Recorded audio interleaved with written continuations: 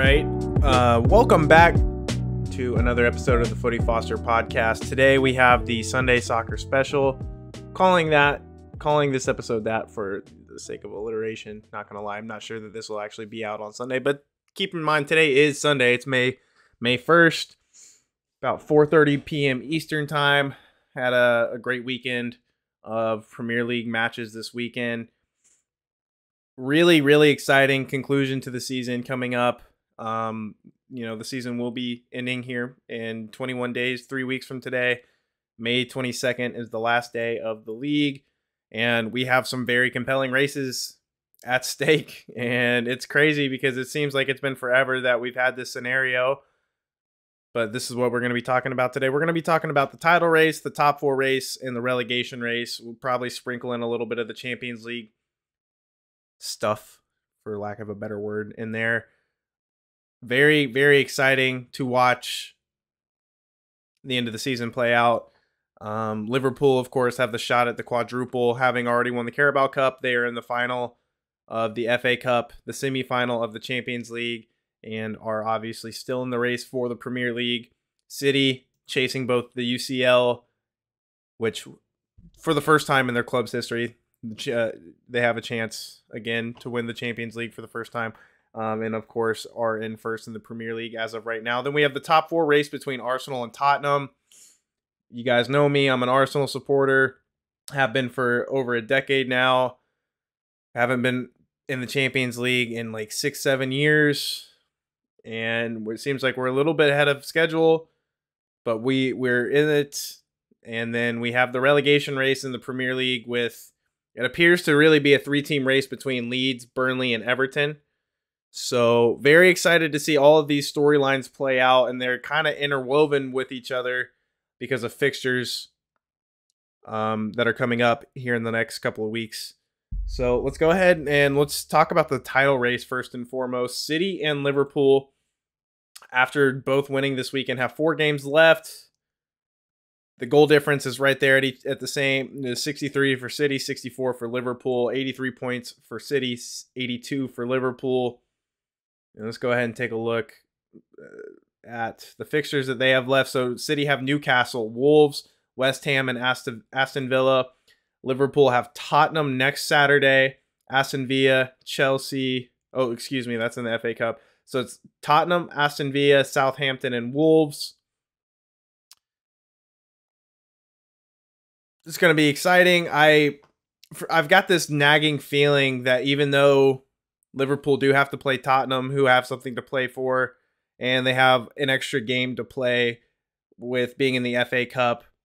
So they've got a game Tuesday of this week, Saturday of this coming week, Tuesday of the following week, Saturday of the following week, Tuesday, and then Sunday. So they've got a very congested schedule. That's 1, 2, 3, 4, 5, 6 games over the next 21 days, where City have just, again, one less over that same duration. Something tells me that Liverpool are going to get it done. I just have this feeling in the back of my throat that Liverpool are going to do the damn thing. They do obviously have a little bit easier draw with Villareal in the Champions League than what City have with Real Madrid. And I'm not saying that game is an afterthought because of the first result at Anfield, but the way that they controlled the game against Villarreal in the first leg, it's hard to see them dropping any points, and they should be able to rest most of their players so they can turn around and come back and be full strength for Tottenham on Saturday. Plus, Tuesday to Saturday is not that bad of a turnaround because then you've got Wednesday, Thursday, Friday in between, 3 full days off, then going again like 72, 96 hours later, whatever it is. I like Liverpool's chances. They just need City to slip up one time. So again, City have Newcastle, who have looked a different side since January started. Wolves, who are very tough defensively and have given Manchester City some issues in the past. West Ham, a quality team, and Aston Villa, another quality team. Again, Liverpool have 2 similar opponents in Wolves and Aston Villa, But just something about the way that Liverpool have been playing recently gives me the idea, the feeling that Liverpool are going to see it through. You know what? I'm not scared to be wrong here, but I'm just going to go ahead and predict that Liverpool are going to win the Premier League. Obviously, the point difference that City has is astronomical, but let's imagine that City lose one game, Liverpool draw one game, they get that tiebreaker. Liverpool does have the tiebreaker on goal difference right now, albeit a small margin. So racking up as many goals as possible in the next couple of games could be very important for both sides. It's just going to be a really fun conclusion to the season between these two teams. And again, I'm going to take Liverpool to come out on top. I'm not going to break down how they play. You all know how they play. You watch the games. I mean, that's not what I'm here to do. I'm just here to talk about the games because that's what I like to do. So I'm backing Liverpool to see it out, even though it'd be cool for Zach Steffen to get his hand on that hardware. But alas. So I'm going to go ahead and jump to the top 4 race between Arsenal and Tottenham. So a couple weeks ago, I had my friend Ryan Edward Fortune on, and we kind of talked about this race a little bit.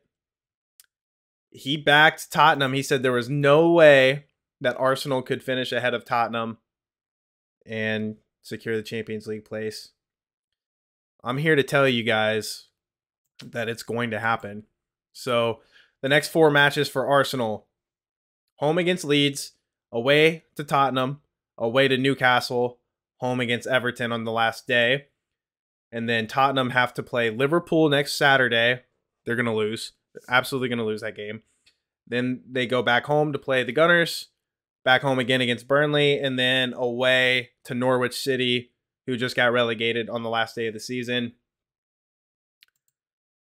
Just the way that Arsenal are playing, like, let's take a look at, like, Arsenal's game today was not a perfect game by any stretch of the imagination. Both of our goals came from our center backs off of corners, and they just scrapped and won the game. Tottenham looked a lot more convincing today against Leicester than we looked against West Ham today. But just the way that this team has been scrapping and fighting so far to close out the season, I feel very strongly about how we're going to finish the season, especially at the beginning of April. April started off as poorly as humanly possible for the Gunners, losing 3-0 to Palace, 1-2 to Brighton, and 1-0 to Southampton. We looked dead in the water, but then we came back and won 4-2 to Chelsea, 3-1 against United, 2 of the toughest sides to play in this league, and then a big win at London Stadium against West Ham today. Neither team has really been consistent throughout the course of the season, and that's why both teams are in the 4th, 5th spot, because the consistency is what gets you into the upper echelon of the Premier League. But with that being said, I think Arsenal have been a slight bit more consistent. Like Tottenham, 5-1 to Newcastle, 0-4 they beat Villa, and then they lose 0-1 to Brighton and draw Brentford 0-0. Going back a little bit, they lost to United on the 12th. They lost to Middlesbrough in the FA Cup. I know it's not the same competition, but they lost to Middlesbrough in the FA Cup. They've lost to Burnley in the Premier League, a team fighting for literally fighting to avoid relegation right now. So, now Ryan was saying how strongly he feels about the front 3 for Tottenham, and they did look phenomenal today. Heung-min Son scored 2 beautiful goals. Harry Kane scored a classic Harry Kane goal. But if those 3 aren't scoring, Tottenham's in trouble. Arsenal doesn't necessarily have the same issue going on at the moment. Like, we're just finding ways to scratch and claw and grind out results. So, I mean, it's the thinnest of margins between the two teams. Arsenal have the 2-point lead and actually have a worse goal difference than Tottenham. Scored less and given up more goals, but we've got more points. We've got 1 extra win on them. So, again, I'm going to back Arsenal to finish out on top. And I told Ryan that it's going to come down to the derby. It's really going to come down to the derby. So let's for just the sake of argument, let's say we both get an identical result this weekend, which I honestly think Arsenal's going to beat Leeds, Tottenham's going to lose this weekend. If that happens, all of a sudden we've got a 5-point lead going into the North London derby. We get a draw, we're pretty much good. A 5-point lead with 2 games left. But for let's say that we both win, we still got that 2-point deficit. It's really going to come down to that game. It's the third to last game of the season. So if either team can manage to get a victory or get a positive result in that game, it's going to carry over to the last 2 games of the season. And again, I'm going to back the Gunners. They've been playing phenomenal. We got the best of Tottenham back in the Emirates in the beginning of the season. I know that was under a different manager for Tottenham. It's one of the best games Arsenal's played this year. You know, it looked very fluid. Aubameyang. That was back in the Aubameyang days. That feels forever ago. But it was a comprehensive victory. It was one of the last straws for Nuno Espirito Santos to get the kick. But I like Arsenal's chances a lot. And I'm just going to say it. We're going up. We're going into the Champions League. Tottenham, have fun in Europa League next year. The interesting, they mentioned this in the game on the NBC broadcast, or the NBC USA Today broadcast for the Arsenal match this morning. That last game of the season, Arsenal and Everton, is going to be very interesting because Everton, as we all know, is fighting to stay up. They've never been relegated in their history, and they're in 18th right now, albeit they do have a game in hand. They've played 33. Leeds and Burnley right above them, 2 points more than them, have played one extra game. So, I mean, it does mean that Everton has an extra game to play. And especially in the space of, they've got, their next game is May 8th, a week from today. They've got 5 games to play in that 2-week span. May 8th, 11th, 15th, 19th, 22nd. It could come down to the last week that Everton have to win that game to stay up, and Arsenal have to win that game to gain their spot in the Champions League. And I really don't want to see that, because I think the motivation of staying in the Premier League is a little bit more than the motivation of potentially earning your team a spot in the Champions League. I feel like going down is so humiliating, and like missing out on the Champions League is humiliating to a degree. But like I said, Arsenal's a little bit ahead of the curve when it comes to, were we expected to be here at the beginning of the season? No, not a chance in hell. It was not supposed to be us. It was supposed to be United. It was supposed to be, Tottenham were probably a better favorite to finish there. Maybe even a West Ham or a Leicester City. But we're in the position now. So Everton, if it comes down to that last game, I would be terrified. I'll be sweating bullets for 2 hours that Sunday morning, because that is not a situation that I want to see. So really hope that, like, the ideal situation for myself and for Arsenal fans across the world is Arsenal beats Leeds this coming weekend, Tottenham lose to Liverpool, give us that 5-point advantage, then we go into Tottenham Stadium and get 3 points against them, and then it's over, because that would give us an 8-point cushion with 2 games to go. Done, wrapped up, finish, bye-bye Tottenham, see you next year. But that's not typically how things work. Like, this Leeds game is what we call in American sports, it's a trap game. You hear that in the NFL all the time. Like, it's a team that we think we should beat. And this has been an issue with Arsenal for a while now. We have a game that, we think, it's just Leeds. We should be able to win this game. I mean, shoot, you saw it with Southampton, Brighton, and Crystal Palace back at the beginning of April. Those were 3 games on paper that we should have won. And then the Chelsea and United games were games that we should have lost. So, trap game. Leeds is tough.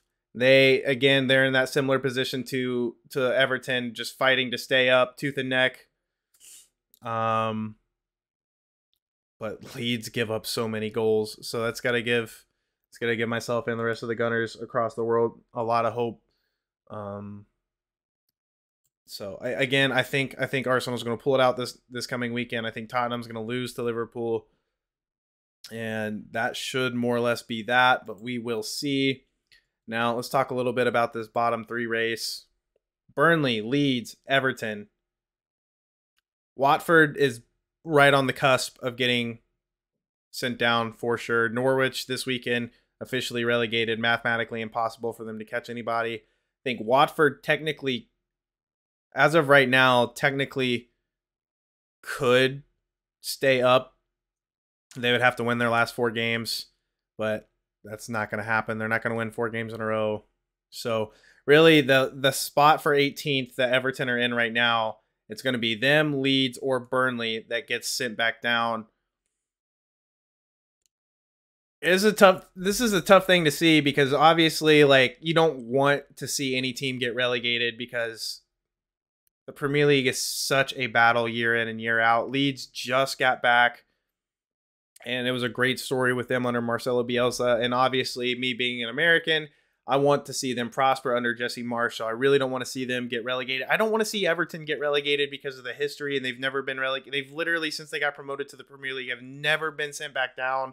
And then Burnley, like, you just have to have a soft spot in your heart for Burnley, in my opinion.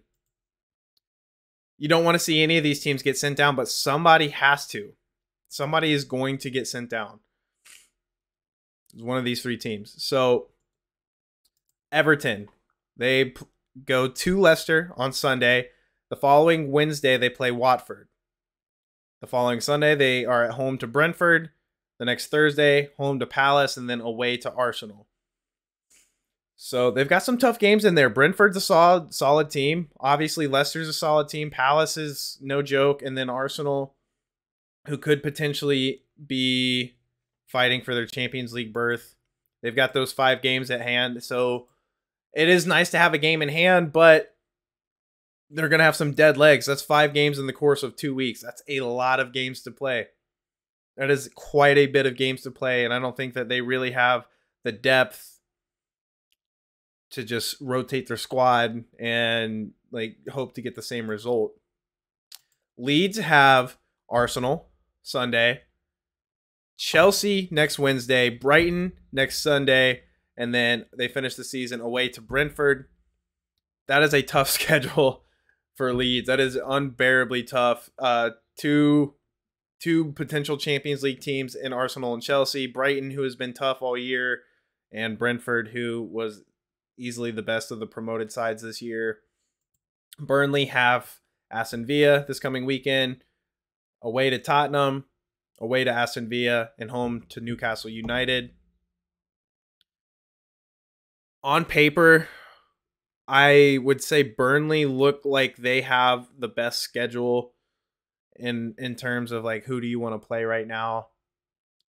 Villa, oh wow, they play Aston Villa twice. Wow, they've not played Aston Villa once at all this year, and they've got to play Villa twice in the span of 4 weeks or 2 weeks. That's weird. So they got to play Villa twice. They got to play Tottenham and Newcastle. I think it would be safe to expect at least a point, 2 points out of the. Okay, let's look at it like this. I think Leeds should be lucky to expect 3 points out of their last 4 games. Everton could be looking at 6, and Burnley could be looking at 3 to 6 as well. So I think Everton probably have the most work to do, especially since they have the hole to dig out of that Leeds and Burnley don't. But Leeds have the toughest fixture list coming up. So if I had to make a prediction, my gut feeling would say that Leeds is going to get sent back down because they have given up 72 goals over the course of 34 games. That is an astronomical amount of goals to concede. I mean, it's not like last year where they were giving up a lot of goals, but they were giving up a lot of goals last year, but they were scoring a decent amount as well. It's not been the case this year. I've scored 38 goals in 34 games, so just over a goal a game. They're giving up 2 and some change per game this year. And they're going up against Arsenal, who can score, Chelsea, who can score, Brighton, who are really good at creating chances, and Brentford, who have scored They're like almost in the top half of goals scored this year. So I really don't want to see it. I'm not gonna lie to you guys, there was a time, once upon a time, back in August, Arsenal 3 state defeats to begin the season, and I was thinking in the back of my head, wow, should I abandon ship and find a new team to support? That thought came across my mind. I was like, you know what, we could switch and go become a Leeds fan. If I was gonna abandon ship, I'm not gonna go pick, City. I'm not that kind of guy. I would have picked Leeds. If I had to pick another team in this league to support, I would pick Leeds. I really don't want to see him get relegated, but goodness gracious, it really looks like it. Chelsea haven't been playing their best ball here recently, but they do not want to play Chelsea. I'm telling you, they don't want to play Chelsea.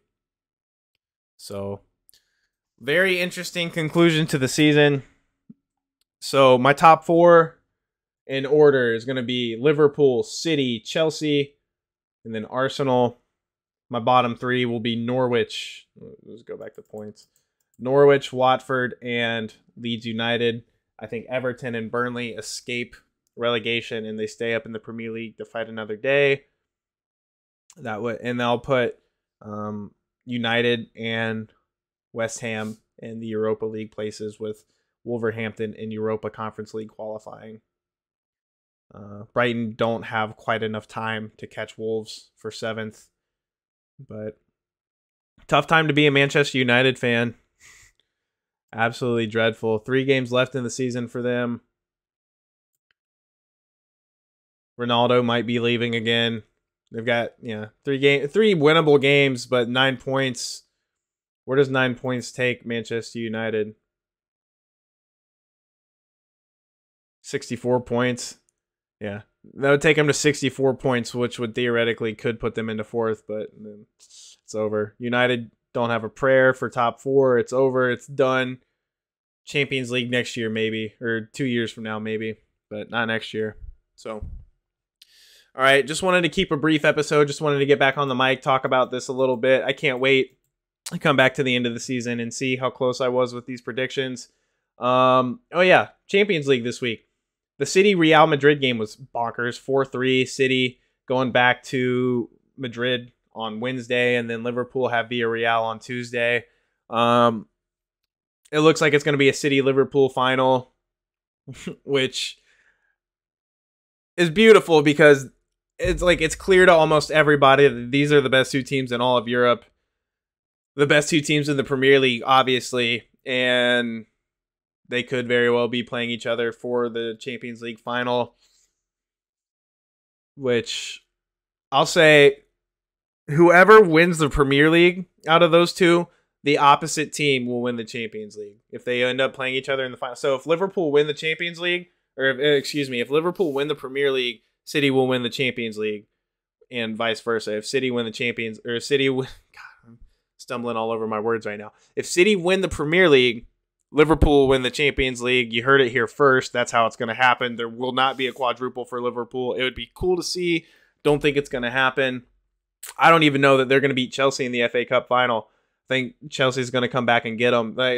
When they played each other in the Carabao Cup, it obviously went to penalties in that crazy PK shootout. Chelsea's going to be thinking about that. Their season's kind of ended on a sour note, so I think they're going to kind of end up putting all their eggs into that basket. We'll see. That's Saturday, May 14th, 2 weeks from this past Saturday. So I love May. I love May when it comes to soccer. I'll tell you what, this is like, people love the NBA playoffs. They love college football playoffs. They love the NFL playoffs, but there is nothing on earth that comes close to the end of a football season like this, where anything is possible and you still have teams fighting for different things and different prizes and competitions. You got two of the best teams that we've ever seen fighting to be the winners of the Premier League. You got 2 North London rivals fighting for top 4. 3 of the best teams, not 3 of the best, but 2 of the most historic teams in Europe and one of the most dominant teams in recent memory fighting for the Champions League. And Villarreal, no offense to to you guys. Congrats on making it this far. Kind of wish you'd played a little bit better against Liverpool just to make it more interesting, but there's just nothing like it. So, I mean, really all we can hope for is a fun, compelling race to the end of the season and a good final when we get to the Champions League. So, thanks for rocking with me. This is a short episode. I love you guys. Thank you for listening. And as always, peace and love.